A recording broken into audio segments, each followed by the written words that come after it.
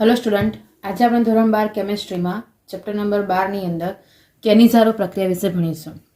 આ આલ્ડીહાઇડ અને કીટોનની રાસાયણિક પ્રક્રિયાઓમાંની જ એક પ્રક્રિયા છે, પણ લાસ્ટ લેક્ચરમાં મતલબ કે આગલા લેક્ચરમાં આપણે આલ્ડોલ સંઘનન અને ક્રોસ આલ્ડોલ સંઘનન વિશે શીખ્યા હતા, જેની અંદર આપણે એક શરત કીધી હતી કે આ એવા જ આલ્ડીહાઇડ કે કીટોન આપી શકે છે કે જેની પાસે એક ઓછામાં ઓછો આલ્ફા હાઇડ્રોજન હોવો જોઈએ। પણ જ્યારે એવા આલ્ડીહાઇડ અને એવા કીટોનની વાત કરીએ કે જેની પાસે આલ્ફા હાઇડ્રોજન ના હોય ત્યારે કયા પ્રકારની પ્રક્રિયા થઈ શકે? તો અહીંયા આપણે વાત કરીશું કેનિઝારો પ્રક્રિયાની કે જે એવા આલ્ડીહાઇડ આપે છે કે જેમની પાસે આલ્ફા હાઇડ્રોજન હોતા નથી। આ આલ્ફા હાઇડ્રોજન ના ધરાવતા આલ્ડીહાઇડ છે, જેમ કે આપણે કહીએ તો ફોર્માલ્ડીહાઇડ છે, બેન્ઝાલ્ડીહાઇડ છે। આ આલ્ડીહાઇડ પાસે આલ્ફા હાઇડ્રોજન નથી, ત્યારે આવા આલ્ડીહાઇડ જ્યારે રિએક્ટ કરે છે ત્યારે એમની અંદર જે પ્રક્રિયા થશે એ સ્વયં ઓક્સિડેશનની પ્રક્રિયા થશે અને એમાં રિડક્શન પણ થાય।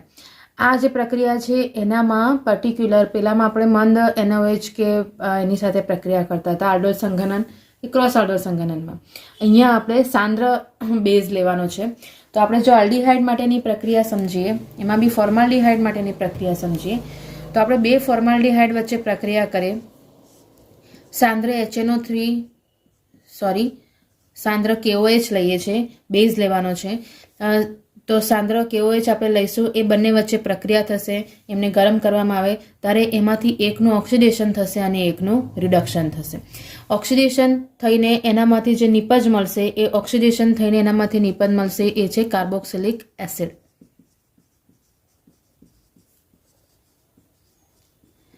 આ જોવા જાઓ તો ઓક્સિડેશનની નિપજ છે, એટલે મીન્સ ઓક્સિડેશન થઈને બનતી નિપજ છે।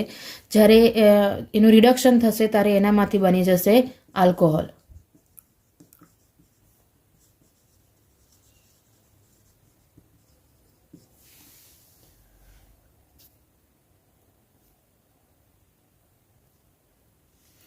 હવે આ જે પ્રક્રિયાઓને આપણે સમજીએ તો કેવી રીતે, તો આપણે એને છૂટું લખીએ કે ક્યાં રિએક્શન થાય છે અને ક્યાં રિએક્શન થઈને છેલ્લે નિપજ શું બને છે તે। તો જ્યારે તમારી પાસે આ રીતે ફોર્માલ્ડીહાઇડ હોય, એ ફોર્માલ્ડીહાઇડમાંથી નિપજ મેળવવાની છે સાંદ્ર KOH।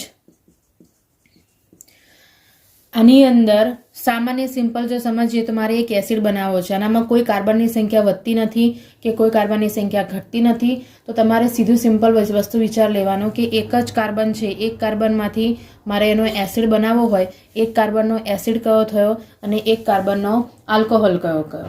આપણે પહેલાં આલ્કોહોલની નિપજ લખીએ, રિડક્શનની નિપજ લખીએ, તો આનામાંથી એક આલ્કોહોલ બનાવવાનો, તો એક કાર્બનનો આલ્કોહોલ સાદો સિમ્પલ જો કન્સિડર કરો તો એ શું થઈ જાય CH3OH।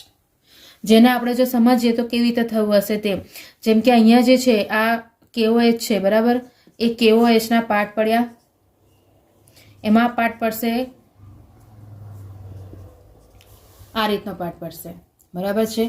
એનામાં જ્યારે જોડાવાનું હોય છે ત્યારે એક હાઇડ્રોજન જે છે એ હાઇડ્રોજન તમારો જોડાઈ જશે આ ઓક્સિજન સાથે, એક હાઇડ્રોજન અહીંયા શિફ્ટ થઈ જશે, અહીંયા હાઇડ્રોજન શિફ્ટ થઈ ગયું એટલે આ બંધ તૂટી જાય, તો આ જે તમારું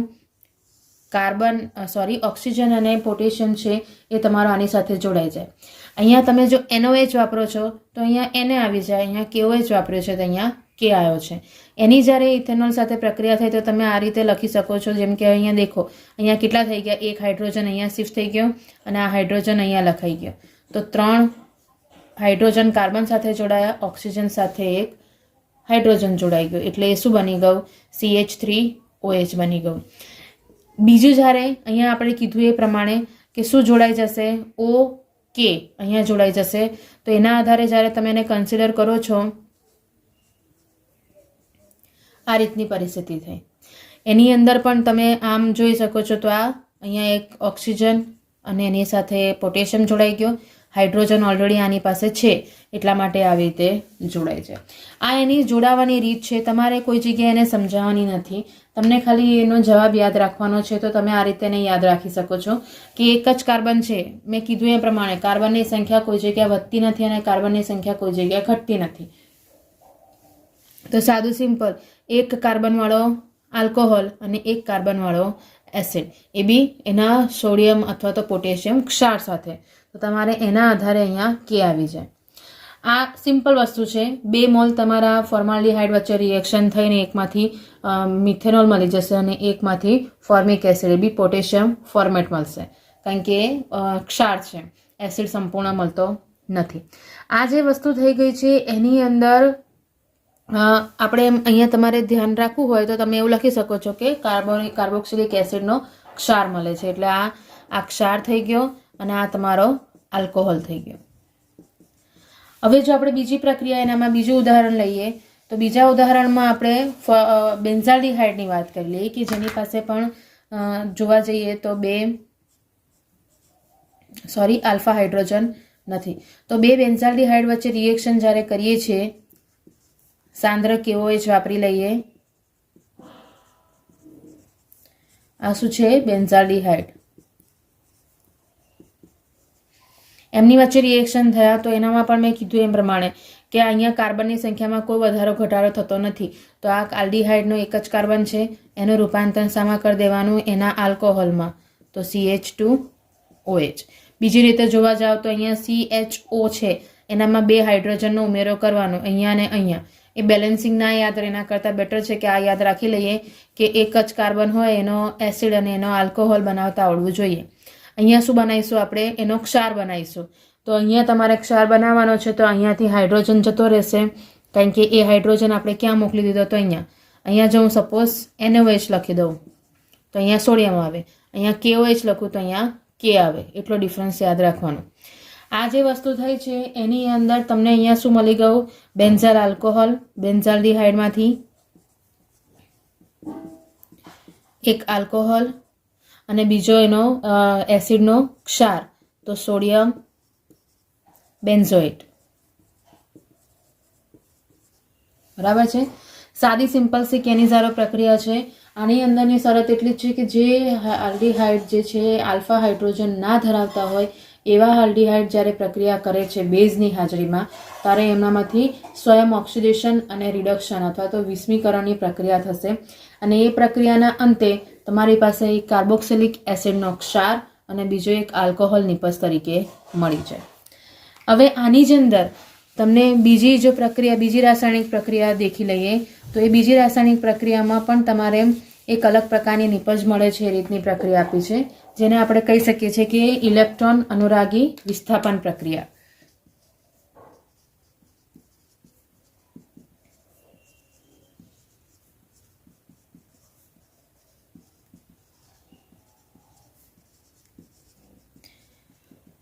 આ પ્રક્રિયાની અંદર સામાન્ય રીતે આમાં પણ એવું કહી શકીએ છીએ કે એરોમેટિક આલ્ડીહાઇડ અને કીટોન સંયોજનો છે એના ઉપર તમારે જ્યારે ઇલેક્ટ્રોન અનુરાગી પ્રક્રિયા કરશે ત્યારે એની અંદર જે સામાન્ય રીતે લેવા જઈએ તો કાર્બોનિલ સમૂહ જે છે આનામાં પ્રક્રિયા આપે નહીં, કારણ કે કાર્બોનિલ સમૂહ ઇલેક્ટ્રોન અનુરાગી પ્રક્રિયા સાથે પ્રક્રિયા નથી આપતું.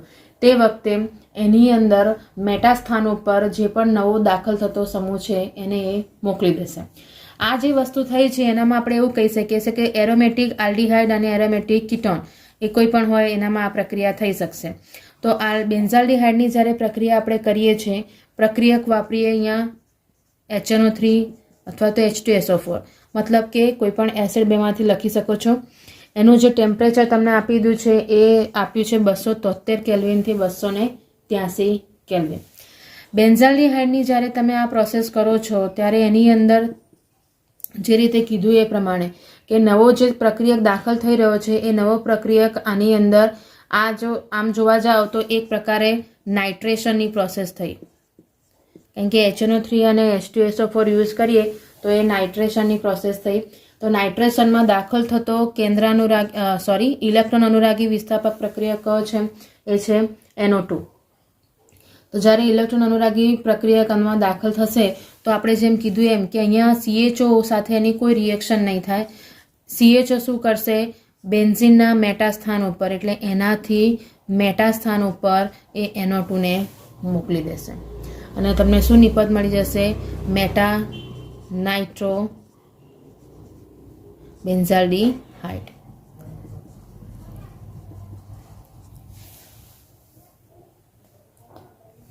આ જે વસ્તુ થઈ છે એની અંદર પર્ટિક્યુલર આપણે એવું સમજી શકીએ છીએ કે અહીંયા તમારે ખાલી એટલું જ ધ્યાન કરવાનું છે કે જો બેન્ઝાલ્ડિહાઇડનું નાઇટ્રેશન કરો છો તો એનામાંથી એક મેટા નિર્દેશક નિપજ મળશે.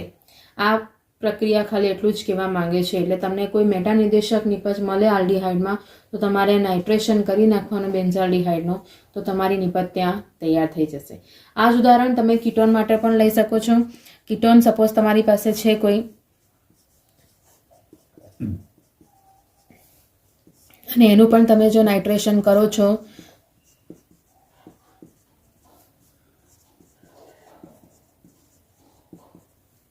તો એનામાંથી પણ નિપજ મેટા નિર્દેશક જ મળશે. એના કાર્બોનિલ ગ્રુપ સાથે એનો કોઈ રિએક્શન થાય નહીં. એટલે કાર્બોનિલ ગ્રુપ ત્યાં ત્યાં જ રહેશે. અહીંયા એસિટોફિનોન છે તો એનામાંથી તમને મેટા નાઇટ્રો એસિટોફિનોન નિપજ તરીકે મળી જશે. બરાબર છે. હવે આપણે આગળની રાસાયણિક પ્રક્રિયાની વાત કરીશું. આ થઈ મેન પ્રક્રિયાઓ, જે નામથી પૂછાતી પ્રક્રિયાઓ છે, એના પરિવર્તનો પૂછાઈ શકે છે એ રીતની પ્રક્રિયાઓ છે. તો જેની અંદર તમારે ધ્યાન રાખવાનું કે નામથી પૂછાય છે અથવા તો તમને એના પરિવર્તનો પૂછાય છે, તો તે વખતે તમે એને ધ્યાન કરો કે તમને જે પણ પ્રક્રિયક આપ્યો છે એ પ્રક્રિયક દ્વારા જ એનામાંથી નિપજ વ્યવસ્થિત બની જાય. અને નામ લખવાનું બધી જગ્યાએ ધ્યાન રાખવાનું, એટલે એ વસ્તુ ભૂલી ના જવાય. હવે આપણે જે સૌથી પહેલી જો વસ્તુ લઈએ તો ઇલેક્ટ્રોન અનુરાગી વિસ્થાપન પ્રક્રિયાનું આપણે કહી દીધું કે એનામાં આલ્ડિહાઇડ અને કીટોનના કાર્બોનિલ ગ્રુપ ભાગ નથી લેતા. એના સિવાય તમે આની અંદર આપણે આલ્ડોલ સંઘનન, ક્રોસ આલ્ડોલ સંઘનન, ક્રોસ આલ્ડોલ સંઘનન એ શાના આધારિત હતું? આલ્ફા હાઇડ્રોજનના વિસ્થાપન આધારિત પ્રક્રિયાઓ ભણી. એની પહેલાં તમે એનાથી આગળના વિડીયોમાં આપણે એની રિડક્શન પ્રક્રિયાઓ વિશે ભણી ગયા, જેની અંદર તમને ઓક્સિડેશન અને રિડક્શન બંને પ્રક્રિયાઓ વિશે આપણે જોઈ લીધું હતું. તો હવે આપણે જોઈ લઈએ એ છે છેલ્લી રાસાયણિક પ્રક્રિયા, એ છે કેન્દ્રાનુરાગી યોગશીલ પ્રક્રિયા.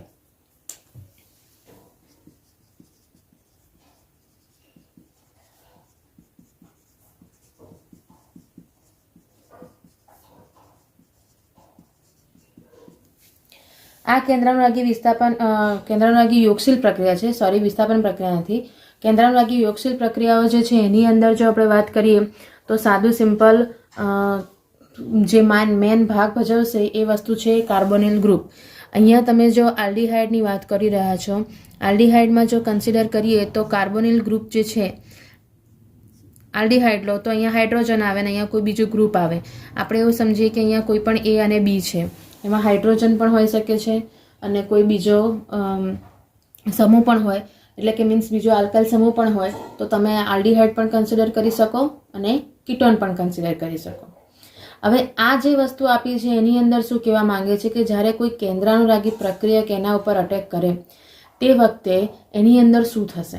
તો કેન્દ્રાનુરાગી પ્રક્રિયક જ્યારે અટેક કરે તો આપણે એવું જ માનીએ કે આ જે સમતલમાં છે, આ એક સમતલમાં ગોઠવાયેલું હોય, તો જ્યારે કોઈ કેન્દ્રાનુરાગી પ્રક્રિયક એન્ટર થશે તો એનાથી લંબ થાય, એટલે કે મીન્સ ઉપરની સાઈડથી એન્ટર થશે.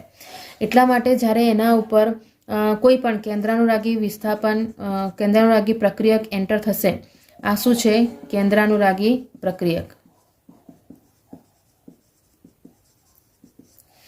ત્યારે એની અંદર સામાન્ય રીતે લેવા જઈએ તો જે પ્રોસેસ થશે એ પ્રોસેસમાં આપણે જો વાત કરીએ તો આ ધીમો તબક્કો થયો.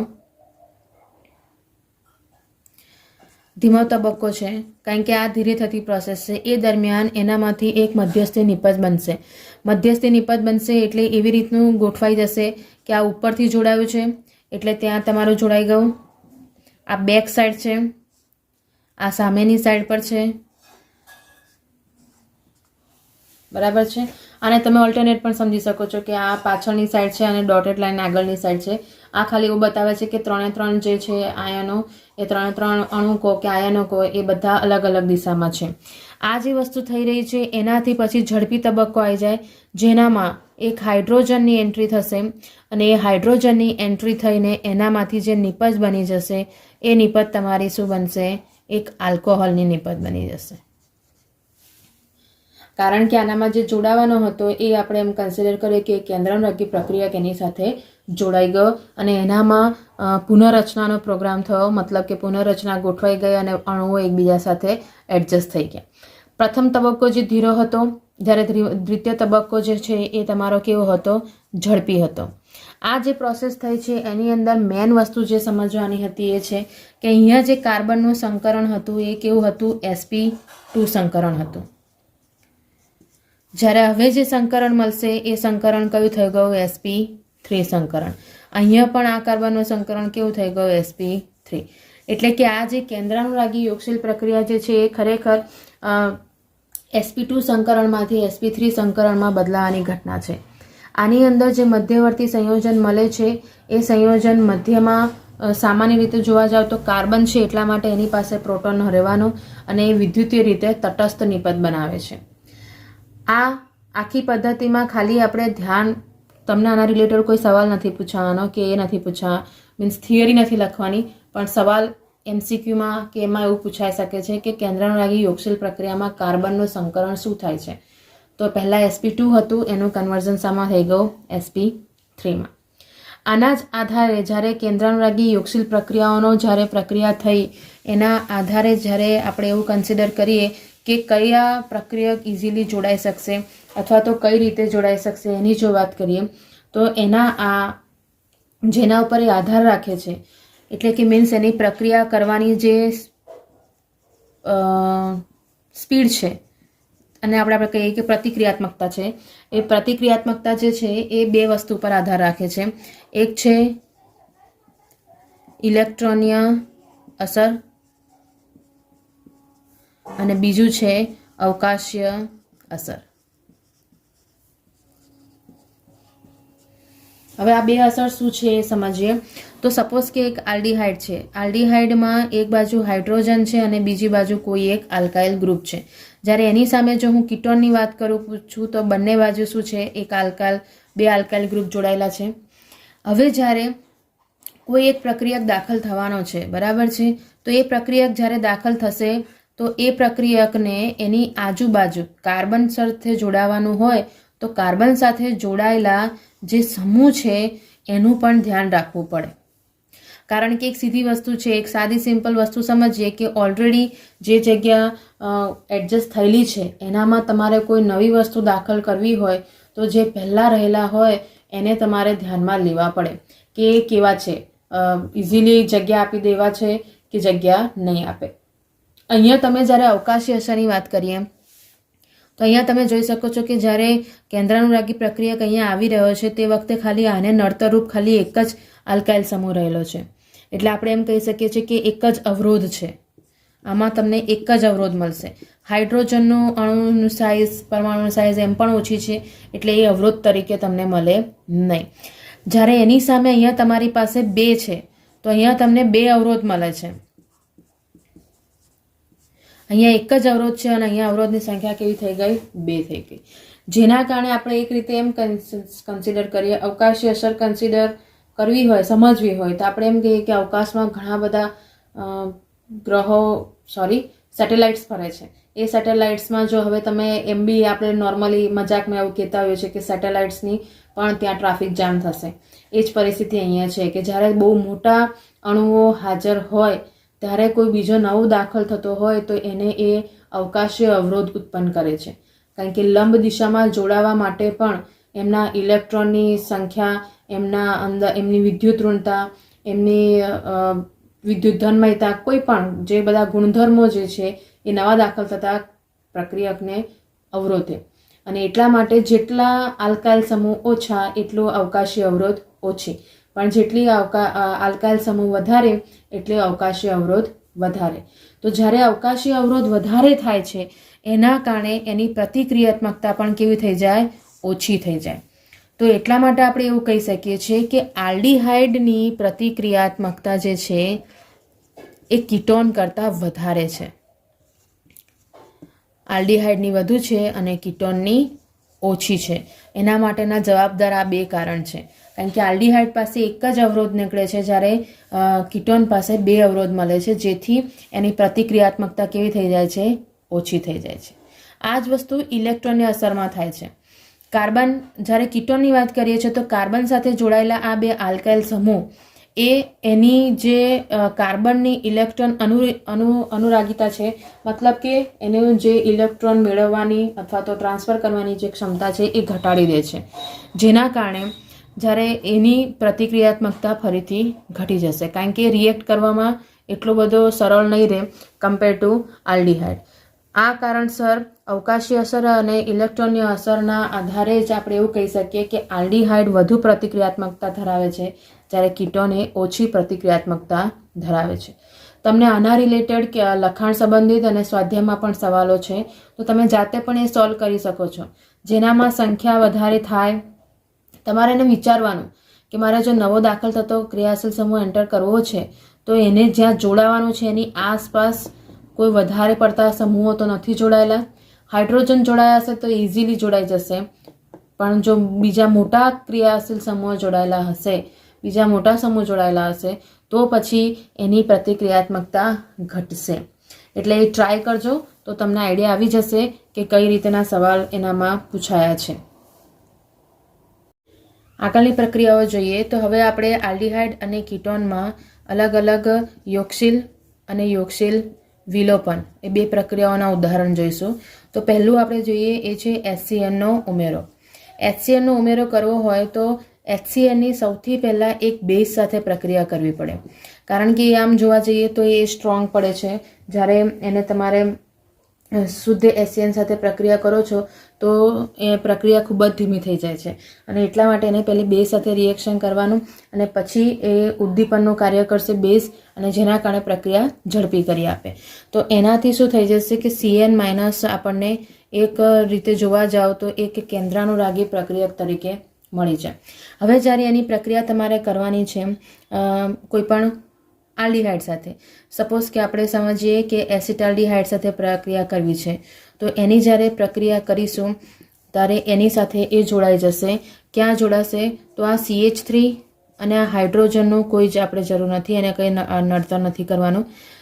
જે ડબલ બોન્ડ હતા એ ડબલ બોન્ડમાં Cn જે છે એ જોડાઈ જશે, અને તમારા જે ડબલ બોન્ડ છે એ ડબલ બોન્ડમાંથી છૂટી અને ઇલેક્ટ્રોન ક્યાં આવી જશે? ઓક્સિજન પાસે આવી જશે. એક મધ્યવર્તી આ એક નિપજ બનાવશે, અને એ મધ્યવર્તી નિપજ બનાવ્યા પછી એની અંદરથી એ છૂટું પડી જાય, અને એનામાં એક સામાન્ય રીતે જોવા જાવ છો તો સાયનોહાઇડ્રીન જે છે એ સાયનોહાઇડ્રીન આપણને મળી જાય. અનુવર્તી સાયનોહાઇડ્રીન મળે. અનુવર્તી સાયનોહાઇડ્રીન એટલે જો હું આટલું જ લખું છું તો આને સાયનોહાઇડ્રીન કહેવાય.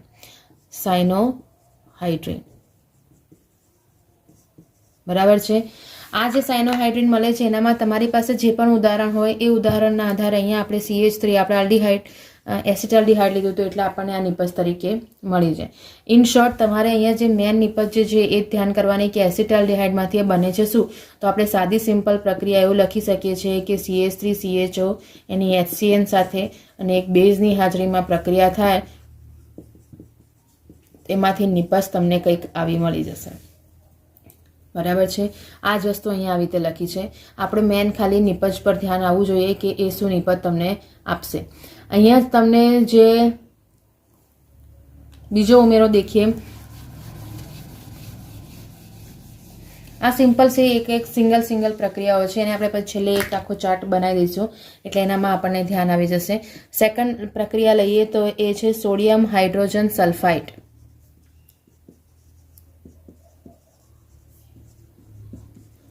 સોડિયમ હાઇડ્રોજન સલ્ફાઇડનો ઉમેરો જોઈએ. સોડિયમ હાઇડ્રોજન સલ્ફાઇડ એટલે શું થઈ ગયું? NaHSO3. તો જ્યારે તમે કોઈ આલ્ડીહાઇડની પ્રક્રિયા કરો છો, સપોઝ કે આપણે ફરી એસિટાલ્ડીહાઇડની જ પ્રક્રિયા કરીએ અને એની પ્રક્રિયા કરીશું સોડિયમ હાઇડ્રોજન સલ્ફાઇડ સાથે પ્રક્રિયા કરીશું, તો એનામાંથી તમારા જે સાદી સિમ્પલ પહેલાં જો ક્રિયાવિધિ દેખી લઈએ તો ફરીથી આ બેને આપણે કશું નડતર નહીં કરવાનું. એક બાજુ ઓક્સિજન ને એક બાજુ બીજો બંધ બની ગયો. તો અહીંયા જે HSO3 છે ને એ પહેલાં આની સાથે જોડાઈ જશે, અને એની આમ તો ખરેખર આ HSO3 એટલે અહીંયા H છે. આ જે છે ને એ આખું ખાલી તમારો જે બીજો બંધ તૂટ્યો છે એ બંધ છે, એનામાં શું જોડાશે? HSO3. એ ઓક્સિજન સાથે જોડાય છે અને આવી રીતે જોડાઈ જશે. બરાબર છે. અહીંયા તમારી પાસે શું થઈ જશે? આ હાઇડ્રોજન હશે અને અહીંયા ઓક્સિજન સાથે શું જોડાઈ જાય? સોડિયમ જોડાઈ જાય. આ સોડિયમ જોડાયેલી જે પ્રક્રિયા છે એનામાંથી હવે પુનઃરચના થઈ જાય, એટલે કે અહીંયાથી સોડિયમ અહીંયા જતો રહેશે અને હાઇડ્રોજન અહીંયા શિફ્ટ થઈ જશે. તો એનામાંથી તમને નિપજ આ રીતની મળી જશે OSO2 Na અને અહીંયા આવી જશે OH. એટલે એક રીતે જોવા જાવ છો તો આલ્ડીહાઇડનું કન્વર્ઝન આલ્કોહોલમાં થઈ રહ્યું છે એ રીતે આપણે એને કહી શકીએ છીએ. આ જે નિપજ મળી છે એને આપણે કહી શકીએ છીએ કે આ બાયસલ્ફાઇડ યોક્સિલ નિપજ છે. એનામાં જે પ્રક્રિયક હોય એની સાથે એના નિપજ બનતા જાય. પણ મેન તમારે જે ધ્યાન રાખવાનું છે કે એનામાં ખાલી ઉમેરો જ કરવાનો છે, એક પુનઃરચના થઈ. આપણે તો મેન ધ્યાન શું રાખીશું કે CH3CHO એનામાંથી જ્યારે સોડિયમ હાઇડ્રોજન સલ્ફાઇડ સાથે પ્રક્રિયા થશે તો એની નિપજ શું મળી જશે તો CH3CHOH OSO2 Na બાયસલ્ફાઇડ નિપજ મળશે. બરાબર છે. એટલે મેન તમારે આ વસ્તુ ધ્યાન રાખવાની છે. આની અંદરના જે સામાન્ય રીતે કહેવા જઈએ તો આની જ્યારે પ્રક્રિયા કરી આ હાઇડ્રોજન સલ્ફાઇડ જે યોક્સિલ નિપજ મળી છે એ પાણીમાં દ્રાવ્ય છે. તેની સાથે તમે જ્યારે પ્રક્રિયા કરી દીધું છે તો એ મૂળ કાર્બોનિલ સંયોજન ફરી બનાવી શકતું નથી, બનાવી શકે છે. એટલા માટે આપણે અહીંયા જો કરીએ ને તો આપણે એને એરો આવી રીતે બતાવી શકીએ છીએ અને એનામાં પ્રોટોનનું ખાલી વિસ્થાપન થાય છે. એટલે કે મીન્સ સામાન્ય રીતે જોવા જઈએ તો પુનઃરચના થઈ, એક અંદર એકબીજાના એડજસ્ટમેન્ટ કરી અને એક નવું સંયોજન ક્રિએટ કરે છે. આ જે વસ્તુ થઈ છે એ સેકન્ડ ઉમેરો થયો. હવે આપણે ત્રીજા ઉમેરા વિશે જોઈ લઈએ કે ત્રીજી પ્રક્રિયા જોઈશું. તો ત્રીજી પ્રક્રિયા જે છે એ છે આલ્કોહોલ સંયોજનનો ઉમેરો.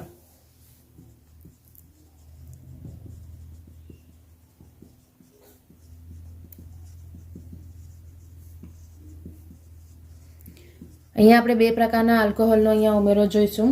સપોઝ કે આપણે ફરીથી આલ્ડીહાઇડનું જ ઉદાહરણ લઈએ, બી એસિટાલ્ડીહાઇડનું જ ઉદાહરણ લઈએ. એની અંદર હું કોઈ પણ આલ્કોહોલ ઉમેરું છું. સપોઝ કે ROH લખીએ, ક્લિયર છે. એનામાં શુષ્ક HCl વાયુ યુઝ કરવાનો છે. આવી રિવર્સિબલ પ્રોસેસ છે. શુષ્ક HCl વાયુ એટલે તમારે એનામાંથી ભેજ કોઈ પણ પ્રકારનો હોવો ના જોઈએ અને ડ્રાય કરેલો જે HCl હોય એ તમારે યુઝ કરવાનો છે. તો એની અંદર સૌથી પહેલાં જે નિપજ મળશે એનામાં એક ઓક્સિજન છે એની સાથે શું જોડાઈ જશે, આ R- જોડાઈ જશે અને બીજી બાજુ એ જ કાર્બન સાથે શું જોડાઈ જશે, OH જોડાશે. તો આ પ્રકારની જે નિપજ મળે છે એને શું કહેવાય છે, હેમી એસિટાલ કહેવાય. અને એ હેમી એસિટાલ જે છે એની ફરીથી જ્યારે કોઈ બીજા આલ્કોહોલ સાથે પ્રક્રિયા કરો છો તો એનામાં હાઇડ્રોજનનું વિસ્થાપન થશે અને એનામાં આ જ પ્રકારની નિપજમાં સુધારો શું થઈ જશે કે બંને જગ્યાએ R- આવી જશે. એટલે કે ફરીથી રિએક્ટ કરો છો, એક જ અણુ વધુ અણુ તમે લો છો તો તારે એની અંદર એ ફરીથી ડાય આલ્કોક્સી સંયોજન બનાવે છે અને શું કહેવાશે, ડાય આલ્કોક્સી સંયોજન, જેને બીજી ભાષામાં કહી શકીશું એસિટાલ. તમે આની અંદર કોમન R સાથે પ્રક્રિયા લખવી હોય તો પણ લખી શકો છો આ જ પ્રક્રિયા કે R-OH એક અણુ બનાવશો તો હેમી એસિટાલ બનશે.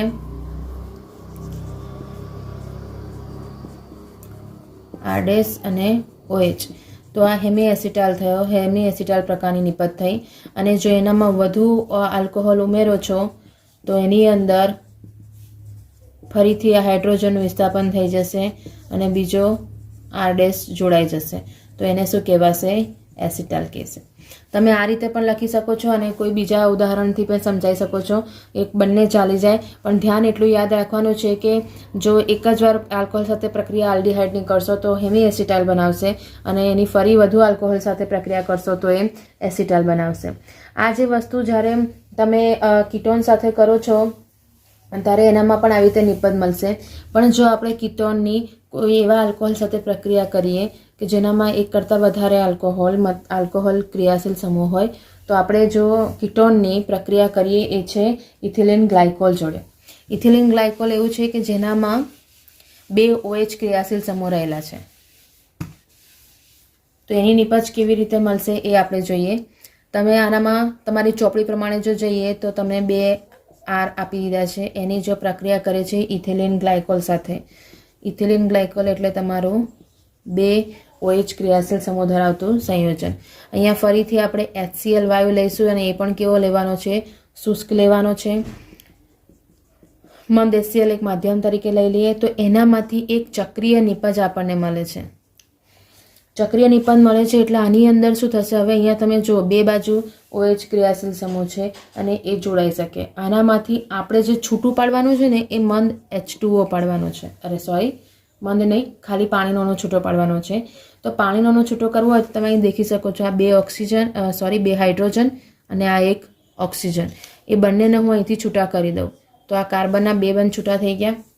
અને શું છૂટું કરીશું, આ બે હાઇડ્રોજન અને આ ઓક્સિજન. તો આ બાકીનું આખું અહીંયા જોડાઈ જાય. બરાબર. તો આપણને આ એક પ્રકારની ચક્રીય નિપજ મળી જશે, જેને શું કહેવાય છે, ઇથિલિન ગ્લાયકોલનો કીટાલ. બરાબર છે. કીટાલ આ જે વસ્તુ છે એની અંદર પર્ટિક્યુલર થયું એટલું જ કે પાણીનો અણુ છૂટો કરી દીધો તો ઇથિલિન ગ્લાયકોલના જે છે એ બંને ઓક્સિજન એ આ કાર્બન સાથે જઈને જોડાઈ ગયા અને તમને નિપજ એક ચક્રીય પ્રકારની મળી ગઈ, જેને આપણે શું નામ આપી દીધું છે, ઇથિલિન ગ્લાયકોલ કીટાલ. આ જે છે પ્રક્રિયા થઈ જેની અંદર સામાન્ય રીતે જ્યારે પ્રક્રિયાઓ કરી છે તો એમની અંદર ઉમેરો જ થાય છે એટલે એ યોગશીલ પ્રક્રિયાઓ થઈ ગઈ. આનામાં એક વસ્તુ આપી દીધી છે કે જ્યારે તમે શુષ્ક હાઇડ્રોજન ક્લોરાઇડ, અહીંયા જે HCl વાળું આપણે ડ્રાય વાપરીએ છીએ એનો ફાયદો શું થાય એના માટેનો આપણને એક વસ્તુ આપી દીધું છે કે જ્યારે કાર્બોનિલ સાથે રિએક્ટ કરે છે તો એ ઓક્સિજન જે છે કાર્બોનિલનો ગ્રુપનો એને પ્રોટોનીકૃત કરે છે, મતલબ પ્રોટોન્સ આપે છે અને એના કારણે કાર્બનની ઇલેક્ટ્રોન અનુરાગીતા વધે છે, મતલબ કે એની પ્રતિક્રિયાત્મકતા વધારી આપી. આ શબ્દ આપણે પહેલાં પણ યુઝ કર્યો જ્યારે આપણે દેખ્યું હતું કે આ કીટોનની આજુબાજુ બે આલ્કાઇલ સમૂહ છે એટલા માટે એની અંદર પ્રક્રિયા જે થાય છે એ આલ્ડીહાઇડ કરતાં ઓછી પ્રતિક્રિયાત્મકતા એ થાય છે. અહીંયા આપણે એનો શું ફાયદો લીધો, એટલે મીન્સ એનામાં શું સુધારો કરી દીધો કે આપણે શુષ્ક HCl વાપર્યું જેણે આ જે પ્રતિક્રિયાત્મકતા હતી એને વધારી આપી અને ઇઝીલી પ્રક્રિયા કરી શક્યા. આ જે કીટાલ સંયોજન મળે છે એ કીટાલ સંયોજન જે છે એસિટાલ મળ્યું છે કે કીટાલ મળ્યું છે એ બંનેનું જ્યારે તમે જલીય ખનિજ એસિડ સાથે જળ વિભાજન કરશો તો અનુવર્તી આલ્ડીહાઇડ અને કીટોન સંયોજન મળી જાય પાછું. એટલે આ એક એનું પ્રકારનું ઉમેરણ થઈ ગયું. હવે છેલ્લું ઉમેરો જોઈ લઈએ.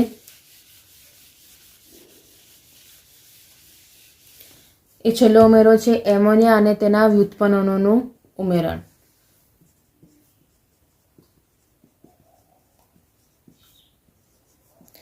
આ રીતના સવાલો મતલબ કે પરિવર્તનમાં તમને પૂછાયા છે, એટલે યાદ રાખવાનું કે તમને પરિવર્તન સ્વરૂપે જો પૂછાય કે HCl તરીકેની નિપજ, સાયનાઇડની કોઈ રિલેટેડ નિપજ હોય, સલ્ફેટની રિલેટેડ નિપજ હોય, આવી રીતે ઇથિલિન ગ્લાયકોલના કીટાલ કે એસિટાલના રિલેટેડ નિપજ હોય તો ધ્યાન રાખવાનું કે આ પ્રક્રિયાનો અહીંયા યુઝ થયો છે. હવે આ પ્રક્રિયામાં દેખી લઈએ તો જ્યારે તમારી પાસે કોઈ કીટોન અથવા તો કાર્બોનિલ સમૂહ છે એની પ્રક્રિયા તમે એમોનિયાના વ્યુત્પન્ન સાથે કરો છો. અહીંયા Z તરીકે તમને અલગ અલગ આપ્યું છે, આલ્કાઇલ હોઈ શકે છે, એરાઇલ હોઈ શકે છે, કોઈ OH સમૂહ હોઈ શકે, NH2 હોઈ શકે છે, એનિલિન હોઈ શકે છે અથવા તો NHCO NH2 પણ હોઈ શકે છે. આ જે છે એ બધા કોની જગ્યાએ હોઈ શકે છે, ઝેડની જગ્યાએ. તો એ ઝેડની જગ્યાએ જ્યારે આ હોય તો એના તમને ઉદાહરણ આપણે જોતા જઈશું તે કેવી રીતે છે. તો એનામાંથી જ્યારે નિપજ બને છે તો એ નિપજ પણ શું બનશે કે એનામાં તમારે યોગશીલ તરીકે એને જોઈન્ટ જ કરવાનો છે. એક હાઇડ્રોજન અહીંયા આવી ગયો અને એક બાકીની વસ્તુ અહીંયા જોડાઈ ગઈ.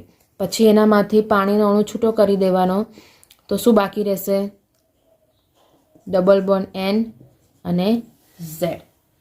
હવે સપોઝ કે આપણે ઉદાહરણ લઈએ કે જ્યારે તમારી પાસે એસિટાલ્ડીહાઇડ હોય એની પ્રક્રિયા તમે સપોઝ કે આ ઝેડની જગ્યાએ હું અહીંયા OH લઈ લઉં છું, બરાબર છે. તો NH2OH એની સાથે પ્રક્રિયા કરો છો તો એમાંથી શું નિપજ મળશે, તો બીજું કશું જ કરવાનું નહીં, આજને પણ ફોલો કરશો ને તો પણ આપણને ખબર પડી જશે કે એ શું નિપજ બનશે. અહીંયા શું આવી જશે, OH, અને એનામાંથી પાણીનો અણુ આપણે છૂટો કરી દઈએ તો બાકીની બધી વસ્તુ જતી રહેશે, CH3 CH. અહીંયા તમારે પાણીનો અણુ છૂટો પડી ગયો, મતલબ આ ઓક્સિજન અને આ હાઇડ્રોજન એ બંને અહીંથી જતા રહ્યા. આ વાળો હાઇડ્રોજન જશે, સોરી અંદરવાળો નાઇટ્રોજન સાથેનો હાઇડ્રોજન જતો રહેશે. તો ડબલ બોન્ડ NOH આ રીતની નિપજ મળશે. ના દેખાતું હોય તો ફરી લખી દઈએ. CH3CH double bond NOH. કારણ કે ઝેડ એવો ને એવો જ રહે છે. હાઇડ્રોજન અને અહીંયાથી આ OH આટલી વસ્તુ અહીંથી દૂર થઈ જાય તો આ નાઇટ્રોજન સાથેનો હાઇડ્રોજન અને અહીંથી OH ગયો એટલે તમને આ રીતની નિપજ મળી ગઈ. આની અંદર તમને બીજા ઘણા ઉદાહરણ આવી શકે છે, જેમ કે સપોઝ કે હવે ઝેડની જગ્યાએ કોઈ પણ બીજો ક્રિયાશીલ કોઈ આલ્કાલ હોય. આની અંદર પર્ટિક્યુલર જો કીટોન પણ હોય તો કીટોનની અંદર પણ આપણે ઉદાહરણ સમજી લઈએ કે સપોઝ કે CH3NH2 છે, આ તમારો શું છે ઝેડ છે. તો એની જ્યારે રિએક્શન કરશો તો તમે ડાયરેક્ટ નિપજ પણ લખવી હોય તો ડાયરેક્ટ નિપજ પણ લખી શકો છો કે -H2O કરી અને એની પ્રક્રિયાઓ આપણે લખવી હોય તો CH3C સીધું લખીએ. એ તો આ રીતે બી લખી શકીએ છીએ, કોઈ પ્રોબ્લેમ નથી. CH3CH double bond NCH3. તો આ રીતે નિપજ મળી જાય. કારણ કે આની અંદર તમે ડાયરેક્ટ જો રિએક્શન દેખશો તો શું થયું, આ N અને ઝેડને જોઈન્ટ કરવાનું અને આ હાઇડ્રોજન અને ઓક્સિજનને દૂર કરી દેવાનો. તો તમે કોઈ પણ પ્રક્રિયા કાપ્યો હોય ઝેડની જગ્યાએ તો એની સાથે તમે આ રીતે નિપજ બનાવી શકો છો. તમારે ખાલી ધ્યાન એટલું જ રાખવાનું છે કે જે ઝેડ છે એને આપણે કશું જ કરવાનું નથી, જે NH2 છે એનામાંથી જ હાઇડ્રોજનને બેને દૂર કરી દેવાના છે. હજુ એવું હોય તો એક આપણે ઉદાહરણ હજુ લઈ લઈએ. CH3C ડબલ બોન્ડ OH અને એનામાં સપોઝ કે બેન્ઝીન એનિલિન છે, NH2 એનિલિન. આ એનિલિન એનું આની સાથે જોડાણ છે. એનિલિન પૂરું નથી, હાઇડ્રોજન ઓછો છે કારણ કે એક એઝ અ ક્રિયાશીલ સમૂહ તરીકે છે, એટલા માટે એનામાં ખાલી NH છે, NH2 નથી. તો હવે જ્યારે આની રિએક્શન કરશો ત્યારે આપણને મેં કીધું એ પ્રમાણે તમારે ખાલી ધ્યાન શું રાખવાનું છે કે અહીંથી આ ઓક્સિજન અને આ બે હાઇડ્રોજનને હટાવવાના, NH2ના બે હાઇડ્રોજનને દૂર કરી દેવાના. બાકીનું જેટલું પણ છે એ તમારે બેઠું જ લખી કાઢવાનું, એનામાં કોઈ ચેન્જ કરવાનો નહીં.